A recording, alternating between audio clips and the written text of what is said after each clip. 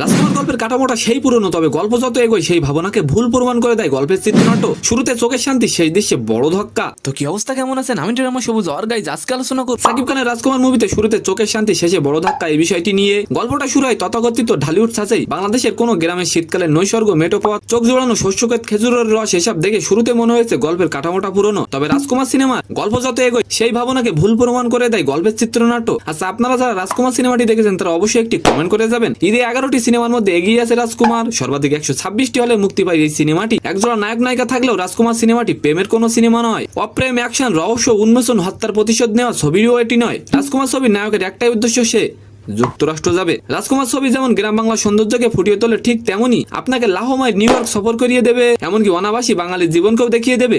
প্রথমে যেমন বলেছিলাম এই বাংলার কোন গ্রামের নৈসর্গ চোখে আরাম দিয়েছে, ঠিক তেমনি ঝা চকচকে নিউ ইয়র্ক শহরটাকেও মন ভরে দেখতে পারবেন। রাজকুমার ছবিটি দেখলেই বুঝবেন গল্পটাই আসল। তো সম্মানিত দর্শক, আজকের ভিডিওটি কেমন লাগলো অবশ্যই কমেন্ট বক্সে জানাবেন। আর ভিডিওটি যদি ভালো লাগে অবশ্যই একটি লাইক দিয়ে আমাদের চ্যানেলটিকে সাবস্ক্রাইব করে দিবেন। ধন্যবাদ।